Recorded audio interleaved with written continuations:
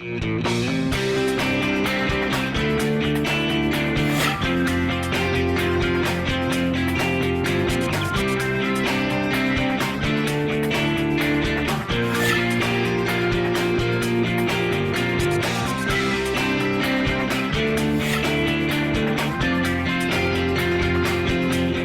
I'm Avery Davidson. Thank you for joining us for This Week in Louisiana Agriculture, the only TV show bringing Louisiana farmers and consumers together every week. My partner, Kristen Oaks-White, has the week off. We're coming to you today from Caneland Distilling near downtown Baton Rouge. It's the home of three-roll estate spirits. I'm talking about rum, vodka, and also their OMFW whiskey, which is all excellent. The tasting room here was recently host to the end of harvest party. That's where folks celebrated the end of sugarcane harvest. And as Twila's Carl Wiggers shows us, one of the stars of that show was the rum agricole, which is made directly from cane juice brought here from Alma Plantation. Cars are looking for a place to park near Caneland Distillery, and people are filling up the tasting room to get their hands on the newly rebranded spirit made in downtown Baton Rouge. Folks are here for the end of harvest party, where they can sample rums made over the last couple of years here at Caneland Distilling Company. Yeah, you want to try Brazilian? Head distiller Johnny Verplank and his team unveiled the new three-roll estate brand here at this year's event. I mean, been working 80 hours a week for the last 3.5 months or so. So the sugarcane harvest, we're done with the harvest now as of my birthday. So January 10th, we finished there. And then we have the trickle down. So that was the last of the juice that we got to do the agricole style rum. And so we're finishing up right now, and hopefully can decompress a little bit and take down the hours and settle, let the dust settle from harvest. Verplank says that this style of rum is only possible because of their access to the sugar mill at Alma Plantation. We use the fresh pressed cane juice during harvest. We use the A-grade molasses during harvest only because that's the only time you can get it. And then we also use cane syrup sometimes. And then when it's not harvest, we use C molasses and unrefined sugar the whole rest of the year. This close connection allows Three-Roll Estate to stand out from the crowd with this special rum. We do a style of rum. We're one of only 3 people in the United States doing agricole style rum. So rum agricole spelled R-H-U-M, and the agricole side means agricultural. Three-Roll Estate Rum Agricole is bringing the sugarcane plantation to downtown Baton Rouge, but this bottle is also taking the story of Louisiana sugarcane around the world. I mean, Louisiana has some of the best sugarcane in the world, and there's a lot of it here. And we just launched in California, and I'm out there doing a little sales drive with my people and talking to them, and they didn't even know that Louisiana grew sugarcane. And they've been growing sugarcane for 200 years, you know? So it's crazy to educate people just even here in the U.S. Like they don't even realize. And that's the purest expression of the terroir of Louisiana, and rum in itself is from the fresh pressed juice. Verplank says that on days when they're bringing the fresh juice from the mill in Alma Plantation, they have 2 trucks running every 90 minutes to make sure that juice stays as fresh as it can be. And Avery, that's one of the really neat things about this rum, is that it's the freshest it can possibly be, because that juice will go start to ferment if it takes longer than 90 minutes. That's really cool. As you brought up earlier, it is something that is so uniquely and completely Louisiana. Yes. It's also completely clean tasting. I love the rum agricole because it's that clean finish that you get with it. And the way that we're gonna have to try it later is with lime juice on the rocks. I'm not mad at that. I'll tell you one other cool thing about shooting this story was the Friday night vibe. It was a really good party. That tasting room, we're gonna be in there in a minute, and it is incredible. It's such a cool place. Got a great feel to it, and it's where you want to go hang out on a Friday night. And I will be definitely coming back here, well, maybe with a friend or two. We're going to see how much you can handle in just a little bit. Thank you very much, Carl Wiggers. While not every sugarcane farmer attended the end of harvest party here at Caneland, they were celebrating for sure. As Twila's Neil Melanson shows us, while most cane farmers did well this year, it was a long, wet, muddy season. By most measures, this was a good season for sugarcane in Louisiana. Sugar content was down from the previous year, but with huge tonnage going into the mills, most farmers were satisfied with their yields.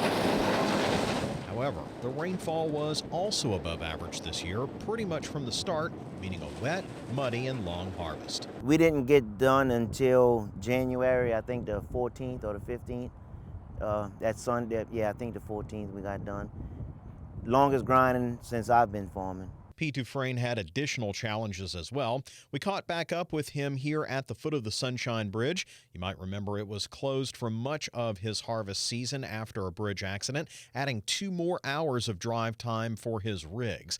Now the bridge is back open, but it was a challenge for him this year. What started off as a 3-hour journey to make a load after they opened up one lane, we were still limited to crossing the bridge only empty, so it turned out to be 2 hours.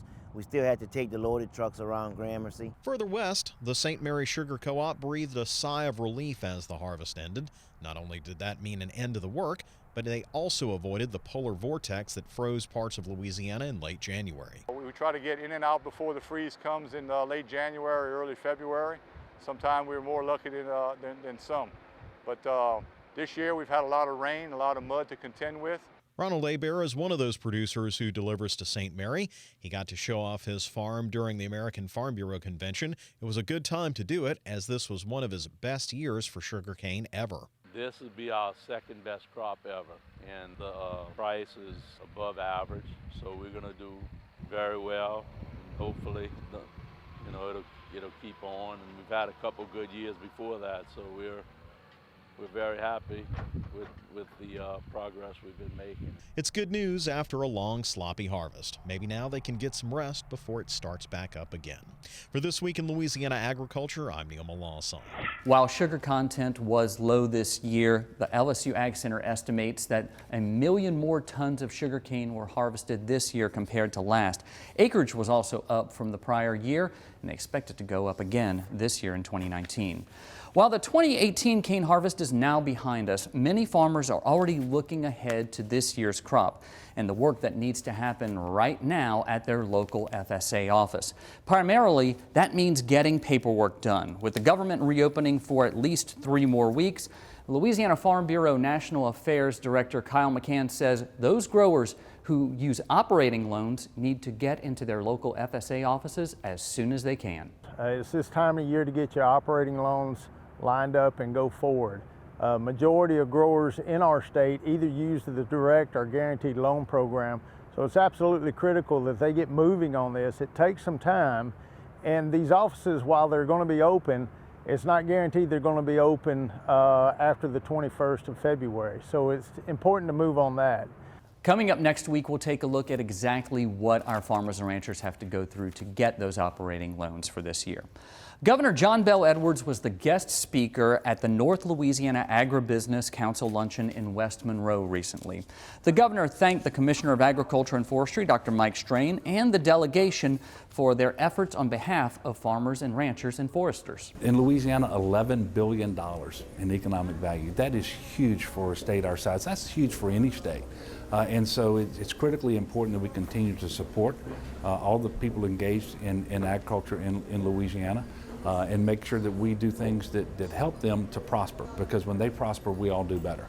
And so that's what the message is about here today, thanking them for their contributions to our state, making sure they know that I'm going to be a reliable partner with them, working with Commissioner Strain and their legislative delegation who are all here today, so that we can do things that make sense. And, you know, it's not just a business, it's a way of life. Edwards, who grew up on a dairy farm in Amite, Louisiana, said he has a great working relationship with the lawmakers who live in the row crop-dominated part of the Bayou State. Also at the Agribusiness Luncheon, Senator Francis Thompson received the Distinguished Service Award. Louisiana Commissioner of Agriculture and Forestry, Dr. Mike Strain, presented Thompson with the award. The Delhi senator has served as a state legislator since 1975. He's always been a champion for agriculture because he knows how important it is to our state. I am so happy and pleased. There's plenty of people that have done so much more than I have, but I'm glad that it gives me an indication that I have been focusing in the right direction. Also at the luncheon, Robert Barry Barham of Morehouse Parish was named Outstanding Agriculture Producer of the Year. Charles Holly of Morehouse Parish earned the Specialty Producer Award, and Craig Smith of Doyline earned the Young Agriculture Producer Award. For more than 35 years, the North Louisiana Agribusiness Council has hosted the Ag Expo in Northeast Louisiana. Jeff Landry is the president of the organization. He says between the big tractors, the livestock show, Ag Alley, and the businesses filling the exhibit hall, the Ag Expo has something for everyone. The Ag Expo is very important to North Louisiana as it relates to agriculture. The Ag Expo is all about agriculture, of course, and it's about educating the public on the importance of agriculture here in North Louisiana, but it's also for the farmers. The farmers can connect with vendors who supply various products, and then it also gives families an opportunity to get out and actually even get their hands on agriculture, to experience agriculture. It's kind of like bringing agriculture, the farm, to the city so that the people can actually learn to appreciate where their food comes from. This is a great opportunity for us to connect with consumers and also answer any questions they may have. A really common question is, oh, well, what's the difference? Why don't grain-fed animals spend any time on the pasture? Well, in fact, the actual statistic is grain-finished cattle also spend about 75 to 80% of their lives pastured as well. So simple questions like that the average consumer probably doesn't have a farmer to ask. This is a great opportunity and a great setting to do so. I think having an expo like this, you get to meet people from all over the country and all over the Southeast that you wouldn't normally get to meet without going way off to an event. And it's a little smaller scale, but it concentrates the people that you need to meet, that you need to know about who they are and what they can offer you to help you grow. There's so much to experience. I mean, first of all, the kids just love getting their hands on the animals, touching, seeing the animals up close.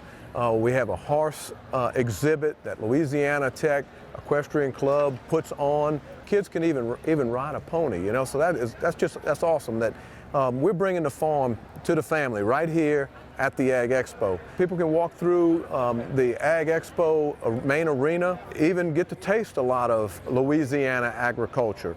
They can also experience a livestock show. Lots for families to see, to touch, to experience, observe all the hard work of the youth who are showing these animals. We certainly want people to experience, to be educated, but it's also a celebration of agriculture. So the Ag Expo is just a wonderful show for everybody, the whole ag community, and beyond just the local area, even North Louisiana, it's for the whole state. But then also, like we said, it's great for the family to come and enjoy and appreciate, experience agriculture. Landry owns and operates Landry Vineyards in West Monroe, a company with people who know a thing or two about passing a good time. To learn more about the Ag Expo or about Landry Vineyards, you can visit our website at twilatv.org. Jeff Landry definitely knows how to pair a great wine with a great steak, but so do the chefs who work for the National Cattlemen's Beef Association and for the Cattlemen's Beef Board. That's why the groups held a pop-up dinner in New Orleans recently to remind food bloggers and journalists that beef is what's for dinner. There's nothing like a party in New Orleans to get people talking. In this case, they're talking about what's for dinner, beef. And the people here are food bloggers and journalists from across the country meeting with chefs and cattle ranchers. Well, I've always loved beef. Whitney Bond lives in San Diego, California, and has her own food blog. A native of Oklahoma, she loves having ties to the beef industry. I love coming to events like this where I can get new inspiration for the blog and really see how the beef is being produced, where it's being produced, where the meat's coming from, and learn maybe some new tips and techniques on different cuts of meat that I'm not using on the blog that I can then share with my readers. I'm a big believer in getting out of silos and communicating across silos. It's too easy for people just to get into themselves and not communicate with others. Dr. Temple Grandin sees the value in an event like this because it exposes the followers of these food bloggers to new ideas and agriculture they may not see anywhere else. She says that's especially important for young people. Students get interested in things they get exposed to. And we're finding in our Department of Animal Science that we'll have students that have had no exposure to the industry get exposed to it, find out they like it. The majority of our society has never stepped foot on a farm, doesn't know a farmer, doesn't vote like a farmer. I mean, 98.5% of our society is not actively engaged in farming. East Feliciana Parish rancher Amelia Kent also sits on the Cattlemen's Beef Board. She's glad that Chef Richard Brennan is here to show these bloggers how to prepare cuts of beef.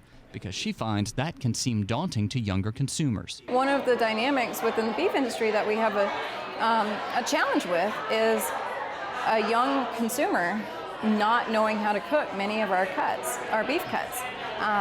So having a preparation demo, especially to this food blogging influencing audience, is great because frankly, beef can be simple. For Bond, getting fresh ideas just feeds her passion to teach others to love cooking and eating together as much as she does. Now the fact that there are thousands of people out there every day making recipes that I've made for their families just really warms my heart and makes me happy.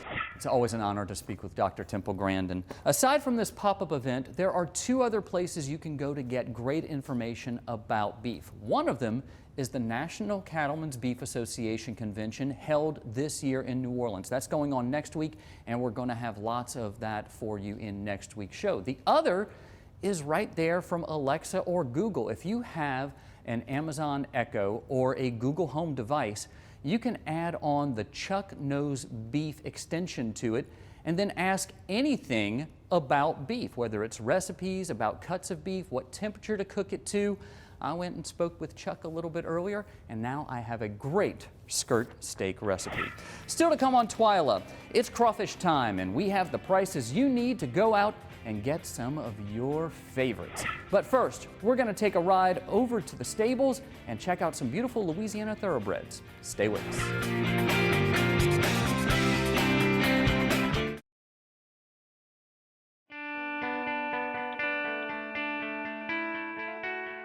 Before I got active in Farm Bureau at the level that I'm at now, I often felt like I was isolated on the farm.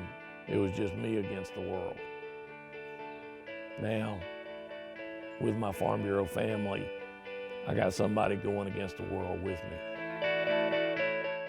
I am Farm Bureau.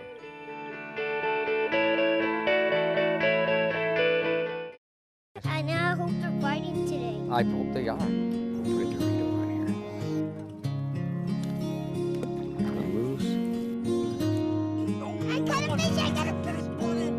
Find your place in the country and the lender who can get you there. Find Louisiana Land Bank. Financing for country homes, recreational property, farms and ranches, and agribusiness. Before you sweeten your morning joe, before the icing on the cake, before the sugar hits the shelf. It begins with a family of sugarcane farmers dedicated to growing Louisiana for more than 220 years. The Sugarcane Growers of Louisiana, making life sweeter, naturally. Sugarcane, sweet sugarcane. Louisiana oysters, salty, sweet, and delicious. But have you ever thought about what happens to all those oyster shells? Most of them end up in trash cans and landfills. The Coalition to Restore Coastal Louisiana is changing this with its oyster shell recycling program, and you can help by visiting these participating restaurants. It's a simple and delicious way to restore our coast. The shells will then be used to sustain and rebuild oyster reefs. Remember, once you shuck them, don't just chuck them.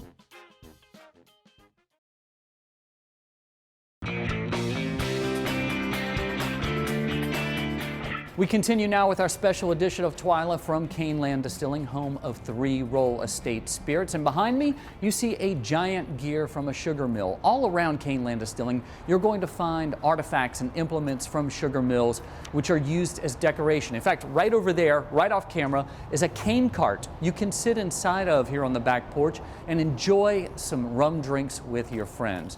You might think it's all fun and games, but the horse industry in Louisiana has some serious clop as well as serious clout.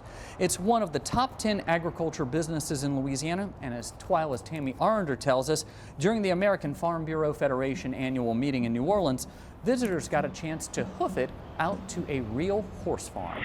Clear Creek is just one of nearly 50 horse breeding facilities in Louisiana. The equine industry generates over $2 billion a year to the state's economy, according to the Louisiana Department of Tourism. But Louisiana is probably not top of mind when you think of horses. That's one of the reasons Louisiana Farm Bureau wanted to take convention goers on this tour. Between Saturday and Tuesday, we'll carry 800 and something people from all over the United States to see different commodities here in Louisiana. Kind of give them a little flavor. You know, a lot of things we do in Louisiana nobody else does anywhere else. So this group gets to go on a real Louisiana hayride, getting up close and personal with horses like Star Guitar, a retired Louisiana-bred racehorse that won nearly $2 million and won Horse of the Year 4 times. For Val Merle, who owns Clear Creek, he loves to compare his agriculture venture with row crop farmers, noting that his horse farm is labor-intensive without the help of expensive machinery. They're able to do it with machinery. You can't replace the help that you have to raise horses with a machine. It's just not possible.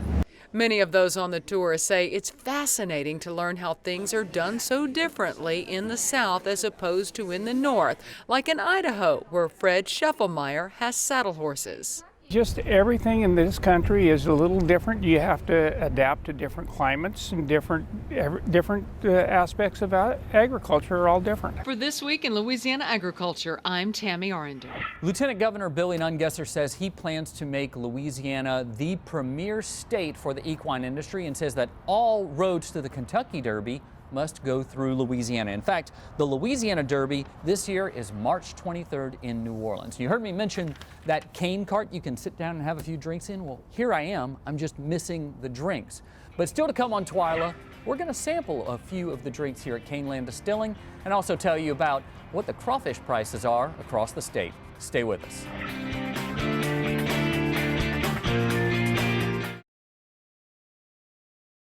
Landowners are minding the Louisiana forest for our grandchildren.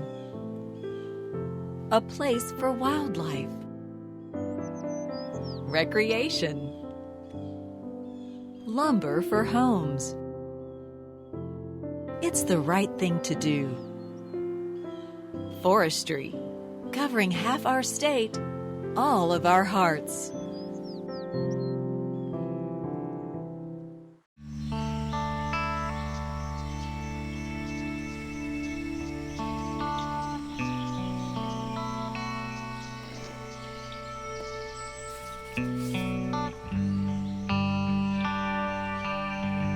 This is the moment I knew. His future had no boundaries. There are some moments only the forest can inspire. Find yours at discovertheforest.org. I don't think you can separate my mom, the farmer, from just my mom, Judia. She's half of me. If the tractor would get stuck, she'd get in the mud and help me get it out. Katie takes care of the paperwork. Her main focus is the H-2A compliance. If tomorrow Deborah just disappeared, that would be kind of like cutting off one of my hands. Both of us are one, and both of this is our thing together. She's my best friend in the world, and that's just the way it is. I am a giant panda bear, loving bamboo. I almost want to extinct, but I'm not because of you. I am a grouse when I almost was too. If it wasn't for the help of the San Diego Zoo. How about you join us? Save a desert tortoise. We need your help to bring species back, so bring us back from the brink of extinction. Bring us back from the brink of extinction. Bring us back from the brink of extinction. Bring us back from the brink of extinction. And desert tortoise.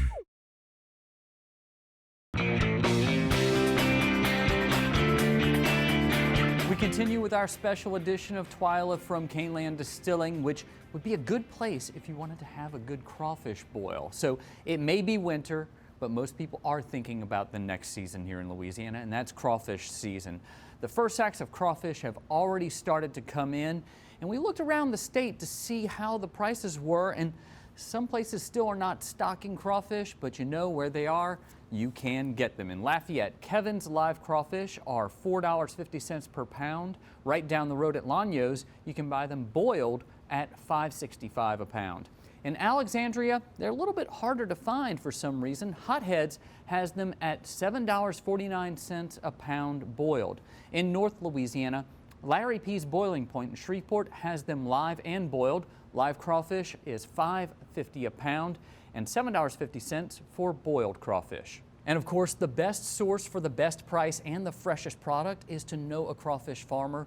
Not only will you enjoy crawfish that just came out of the pond, but they get the best price as well. If you want to track the crawfish prices on your own, you can download the Crawfish app. I know Carl has it on his iPhone. I have it on my Android, so you can find it in all of the app stores. And we're going to be bringing you the crawfish prices all season long, Carl, because we are now sponsored by the Louisiana Crawfish Promotion and Research Board, Ask Before You Eat. And so I'm going to have you play a game called Ask Before You Drink. So behind some of these bottles are small little tasting cups of some of my favorite rums from Caneland Distilling. The 3-roll estate rums and the OMFW whiskey, all are excellent, and also the vodka over here. Can't leave out the vodka. They're all excellent, but I want to get your take on it because you're not a big rum drinker. Not. I drink probably as much rum as Captain Jack Sparrow, which I probably shouldn't admit to on TV. But I want to start you off with what I consider to be the cleanest tasting of them all, and that's the rum agricole. This is the one I did a story on. This is the one they're celebrating with the harvest, end of harvest party. So let's see. Give that a taste, a smell. What do you think of that? It's good. It's got a real fresh taste, very kind of earthy. Yeah, I get that. So that's really a really good drink. That's what you were saying earlier. You would drink with lime. Lime nice. On the rocks. That's how Haley makes it over here at Caneland. So we're going to move you on to what's probably the next in the flavor profile, and that is going to be the spiced rum. Okay. So give that a taste. This is my go-to at home. So, smells good. Yeah. Smells really good. I like to drink that one neat. Take some early vanilla in that. It's really good. I could drink that. I can say you could drink that neat, maybe on the rocks, maybe for me. You got the cloves in there as well, a little bit of citrus. Good. Really, really good. So now we're going to go to the dark rum, and this is going to be made with just molasses. I'm mad at that. That's one of my favorites too. These are all your favorites, and that's really good. You learned that. That's really good. That tastes. Got a dry taste to it for sure. I could see using that almost in place of some whiskey in like an old fashioned or even just a whiskey Coke. I don't know if you want to put Coke in that to dilute it, but they make a rum old fashioned here that's really good. Really good. I want to see this last thing. It looks so this one, fancy. I think this one's going to be right up your alley. This is the Red Stick. It is cinnamon spiced rum. But the cinnamon they use comes from Sri Lanka. It's a little bit softer and has a different flavor profile from what you're going to find in other cinnamon-flavored liqueurs. This smells like an apple pie. If it tastes like it smells, I want the bottle. I think you're going to take it home. Gosh. So there we go. Takes the taste. That is awesome. I want the entire bottle. I want a case of that. Here you go. I can't get you a case. I might be able to get you a bottle, Carl. When you hear cinnamon, you think Fireball, 'cause that's kind of the popular one these days, but my goodness, this is next level. Not at all Fireball. That blows Fireball out of the water. Absolutely. You go ahead and finish that. I'll finish the show. I want to thank everyone here at Caneland Distilling. Haley, Johnny, Walter, Yvette, thank you so much for hosting us, especially while we're getting some things changed up in our studio. It's nice to have a second home that we can go to. Be sure to join us next week when Carl will recover from his hangover. And we'll also bring you all of the events and happenings from the National Cattlemen's Beef Association Convention in New Orleans. For Carl and the whole Twila team, I'm Avery Davidson. Thank you for joining us. We hope to see you again right here next week.